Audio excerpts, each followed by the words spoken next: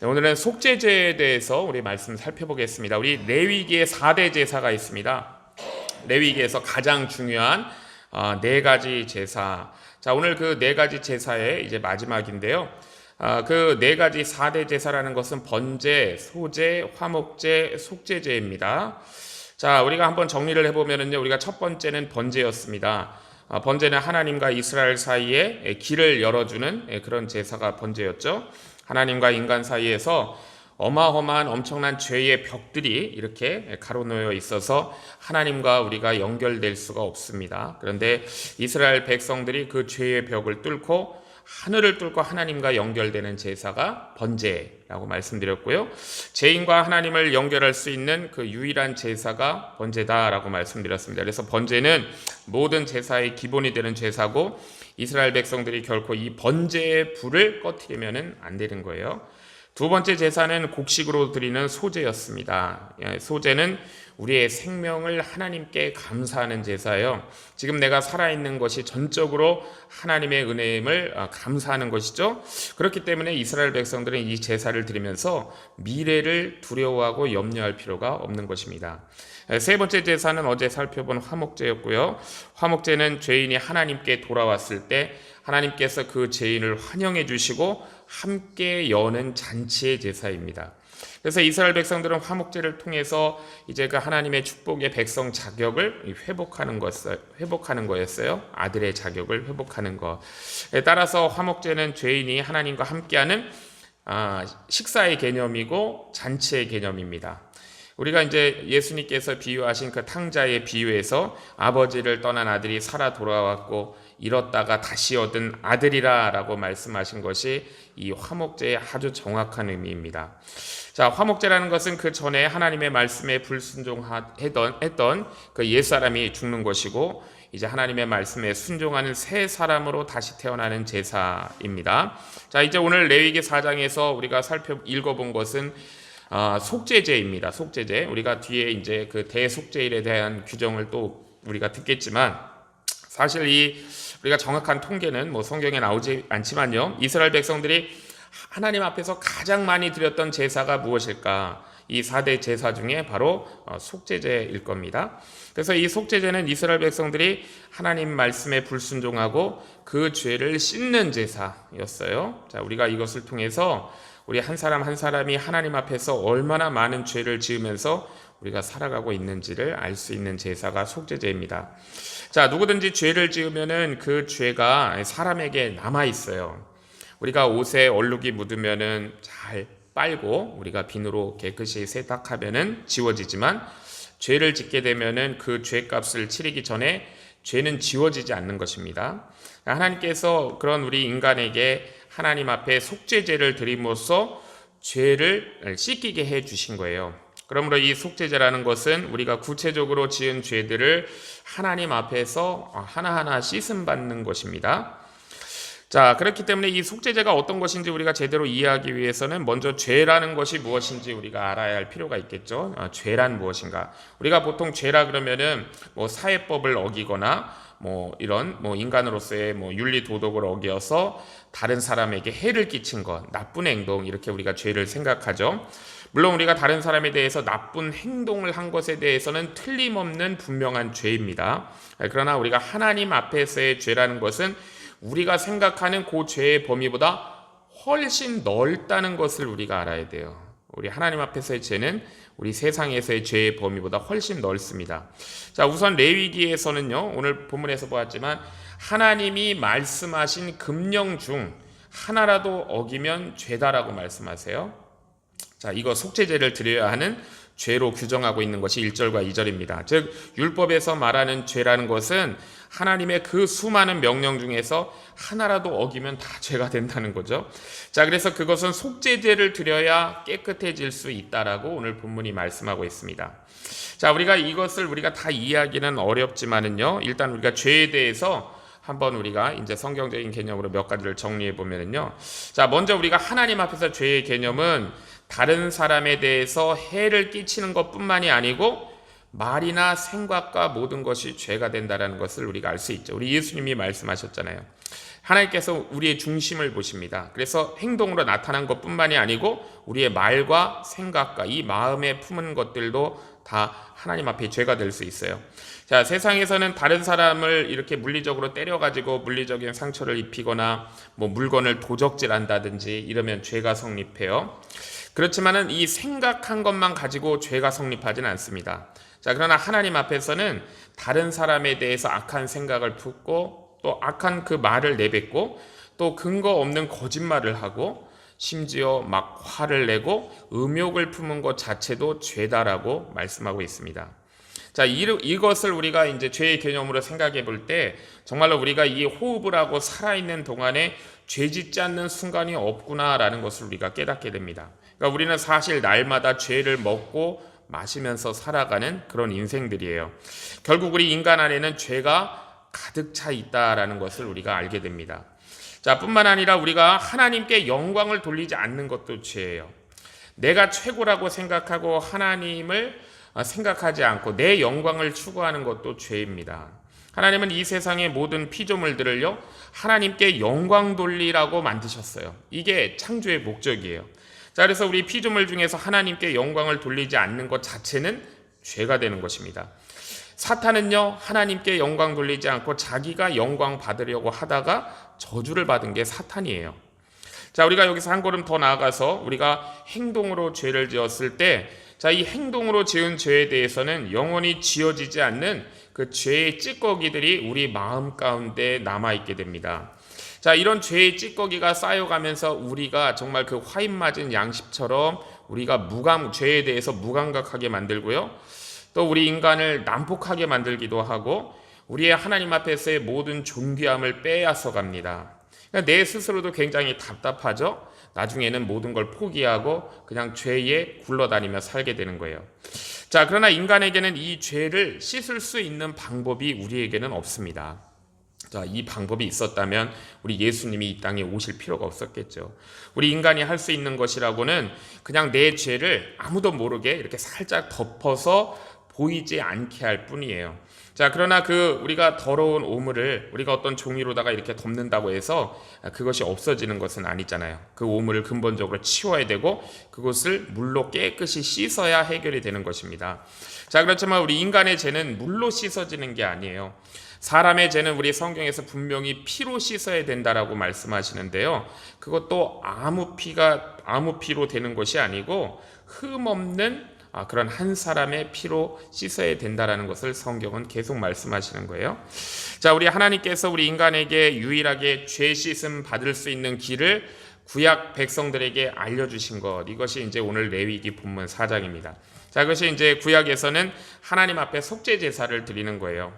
우리가 죄 씻음을 받는다는 것은 완전히 깨끗한 새 사람으로 태어나는 것과 같은데, 자, 그리고 우리가 죄 씻음을 받고 나면 그 누구도 내 죄를 가지고 이제 하나님 앞에서 용서받으면 공격할 수가 없는 것입니다. 그러니까 이 레위기의 이 모든 말씀은 사실은 우리 예수님을 예표하는 말씀들이에요. 자, 이 레위기 4장은요, 속죄제를 드리는 방법을 4가지로 나누어서 설명하고 있는 걸 볼 수가 있습니다. 자, 속죄제를 드리는 4가지 대상이 있죠. 거기에 따라 제물이 다르고 절차가 조금씩 달라요. 자, 이것은요, 똑같은 죄를 지었어도 그 사람의 직책이 무엇이냐에 따라 죄의 경중이 다르구나라는 것을 우리가 알 수가 있습니다. 그래서 제4장의 속죄제물이 3절부터 12절인데 그것이 다르고, 그 다음에 이스라엘 온 회중의 속죄물이 다른다는 것이 13절에서 21절이고, 일반 족장들 22절에서 26절이고요. 그 다음에 일반 평민들에 대한 것이 27절에서 35절인데 속죄물과 절차가 다르다는 걸 말씀하고 있습니다. 자, 그런데 우리가 이 말씀을 보면서 오늘 이 제물의 이 차이가 다르다는 것에서 너무 신경 쓰게 되면은 속죄제의 핵심을 놓칠 수가 있는데요. 이 속죄제의 핵심은 무엇이냐면 우리 사람이 지은 죄가 하나님 앞에서 완전히 씻음을 받는다라는 것이 사실 이 속죄제의 가장 중요한 의미고 핵심입니다. 자, 속죄제의 핵심은 죄 지었을 때 이 소나 양이나 염소를 하나님의 회막에 끌고 가서 죄 지은 사람이 그 제물에 안수하고요, 이 소나 양을 잡아가지고 이제 태우는 것으로 이루어집니다. 이것이 이제 4절 말씀이고, 여기서 죄를 지은 사람이 제물로 죽을 그 짐승에 손을 얹고 안수하는 것은 자신의 죄를 짐승에게 이제 전가시키는 것이죠. 사람의 죄가 단순히 내 마음속에 지은 죄를 내가 뉘우치는 것만으로 끝나지 않는다라는 것이에요. 사람의 지은 죄는 반드시 누군가 무엇인가 그것을 책임져야 없어진다라는 것을 하나님은 우리에게 분명하게 말씀하십니다. 자, 그리고 이거 짐승을 안수하고 나서 죽여서 잡으면 이 속죄제도 화목제와 비슷하게 그 안에 있는 내장이나 간이나 콩팥이나 기름을 꺼내서 번제단 위에 불사르고요. 그리고 이제 남은 고기와 가죽과 머리와 다리는 요것은 속죄제는 조금 화목제와 다르게 진영 바깥에 재 버리는 곳으로 가서 거기서 태웁니다. 진영 밖으로 나가서. 자, 이것이 이제 속죄제가 번제나 화목제와 다른 점이죠. 번제는 제물 전체를 그냥 번제단에서 다 태워 드리는 것이고, 화목제는 내장과 기름만 태우고 고기는 제사장, 제사자 가족들이 먹는 것이고, 속죄제는 이 고기와 모든 나머지 것들은 진영 밖으로 나가서 재버리는 곳에서 거기서 태우는 것입니다. 전부 다. 자, 그러므로 이 속죄제는 하나님께서 우리의 죄를 치우는 방법을 가르쳐 주세요. 자, 우리 죄가 그냥 없어지는 것이 아니고 반드시 누군가가 우리 죄를 가져가야 된다는 것입니다. 가져가야 된다. 그래서 예수님의 십자가는요, 우리의 모든 죄를 빨아들이는 이 베큐um 클리너와 같은 거예요. 예수님의 십자가는 회개하는 우리들의 죄를 전부 다 빨아들이시는 그런 능력이 있는 겁니다. 그래서 예수님의 십자가 위에서 우리 죄는 모두 예수님께 전가되는 것이고 예수님의 의가 우리에게 넘어오는 거예요. 자, 그래서 이 속죄제는 반드시 피가 있어야 되고요. 죄를 바깥으로 가지고 가서 거기서 태워야 되는 것이 바로 이 속죄제입니다. 우리 히브리서 13장 11절에서 12절에 보면 이는 죄를 위한 짐승의 피는 대제사장이 가지고 성소에 들어가고 그 육체는 영문 밖에서 불사름이라. 그러므로 예수도 자기 피로서 백성을 거룩하게 하려고 성문 밖에서 고난을 받으셨다라고 바로 이 레위기 4장에 입각해서 우리 예수님의 십자가를 해석하고 있는 것이죠. 자, 우리 레위기 4장의 이 속죄제에 대한 내용에서 또 중요하게 우리가 여겨지는 것이 뭐냐면 이 죄를 사람의 신분에 따라 제물의 내용과 절차가 다르다는 거예요. 자, 이것은 죄를 지은 사람의 신분에 따라 죄가 미치는 파급 효과가 다르기 때문이겠죠. 자, 가장 먼저 나오는 것이 제사장의 죄입니다. 그러니까 제사장은 죄와는 사실 가장 거리가 먼 곳에 있어야 되는 거룩한 사람이지만 인간이기 때문에 죄를 지을 수도 있는 거예요. 자, 그러나 제사장이 죄를 지었을 때는 일반인들에게 미치는 영향이 다를 겁니다. 왜냐하면 제사장은 하나님의 은혜의 통로이기 때문이에요. 그래서 제사장에 대해서는 3절에 뭐라고 표현하냐면은 기름 부음 받은 자다라고 표현하고 있습니다. 그걸 강조하고 있는 것이죠. 기름 부음 받은 제사장이라는 것은 하나님께서 특별히 은혜의 통로로 쓰시는 사람이라는 거예요. 그런데 이런 제사장이 하나님의 말씀을 어기게 되면은 그 영향은 은혜의 통로이기 때문에 모든 이스라엘 백성들에게 미치게 되는 것이죠. 그래서 제사장이 죄를 저질렀을 경우에는 번제 가운데 가장 큰 제사인 이 숫송아지 제사를 드려야만 한다라는 것을 말씀하고 있습니다.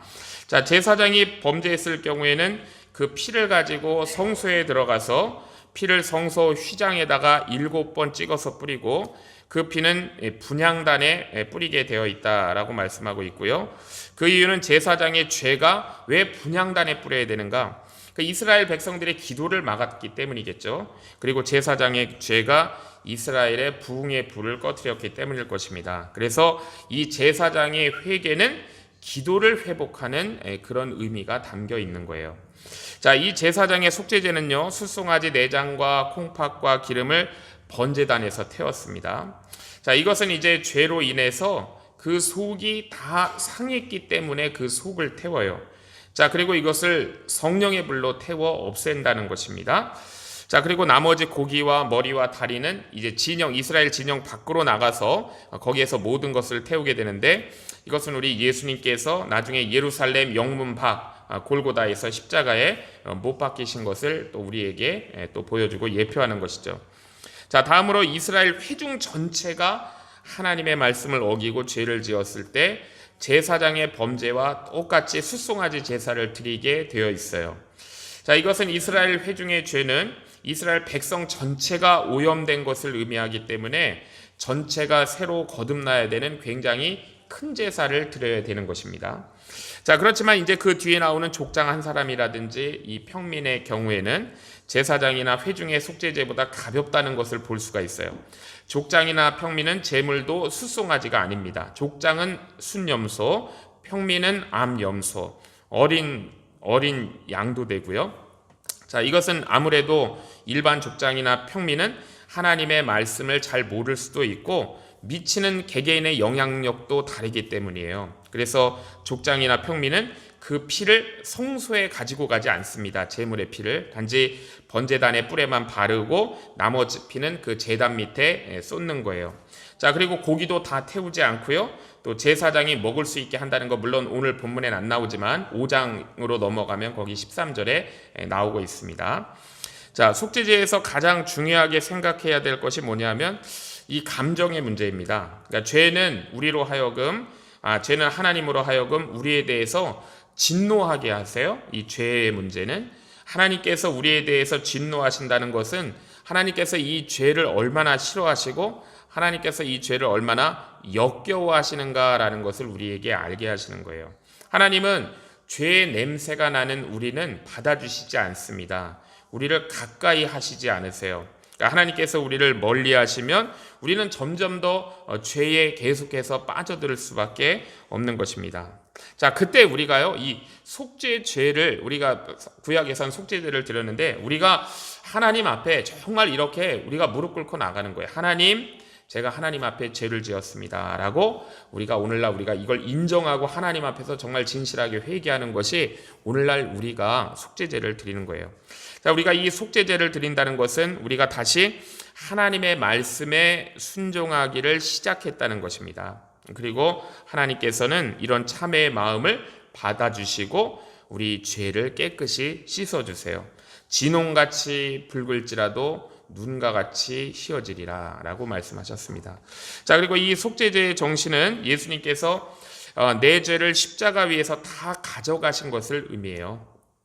자, 그러나 우리 입장에서는 그동안 우리가 바른 위치에 있지 못했고 하나님의 마음을 아프게 한 것에 대해서 정말 참회하고 우리가 비통해해야 되는 것입니다. 자, 이 진정한 그러면 속죄제사의 가치에 대해서는 우리 예수님이 누가복음 7장에서 말씀하셨는데요. 그 여인을 통해 그 여인이 우리 예수님의 이제 그 장례를 준비한다고 하면서 기름 부은 그 장면을 통해 우리가 볼 수가 있는데 하루는 이제 예수님께서 어느 바리새인의 집에서 식사하실 때였습니다. 이 죄인인 여자가 예수님의 발치에 와가지고 예수님의 머리에 이 값비싼 향유를 부었어요. 그러니까 자기 머리로 예수님의 발을 또 닦았습니다. 그때 그 집주인이었던 바리새인이 이 여인의 행동을 아주 무례하고 불쾌하게 생각했어요. 자, 그때 이 예수님은 그 집주인에게 이 여인이 이렇게 하는 이유는 자신의 엄청난 죄가 예수님 앞에서 다 씻음 받았기 때문이다라고 그렇게 말씀했습니다. 그러니까 예수님에 대한 사랑의 깊이는 사실 우리 죄 사함의 깊이와 비례한다라고 볼 수 있어요. 우리가 이 말씀을 통해 보면. 그러니까 나는 죄가 전혀 없다라고 생각하는 사람은 사실 예수님에 대한 감사가 없을 수도 있습니다. 자, 그러나 내가 정말로 큰 죄인인데 예수님 때문에 내 죄가 다 용서받고 내가 새 사람이 되었다라고 그렇게 생각하는 사람은 예수님 앞에 아까울 것이 없고 감사할 것밖에 없는 거예요. 왜냐하면 이 세상에서 새로 얻은 내 자신보다 더 귀한 것이 없기 때문입니다. 자, 그러므로 이 진정한 이 속죄제를 드린 결과는 제사의 그 형식이 아니고 그 뒤에 나타나는 그 사람의 마음의 변화가 진정한 속죄제를 드린 결과인 것입니다.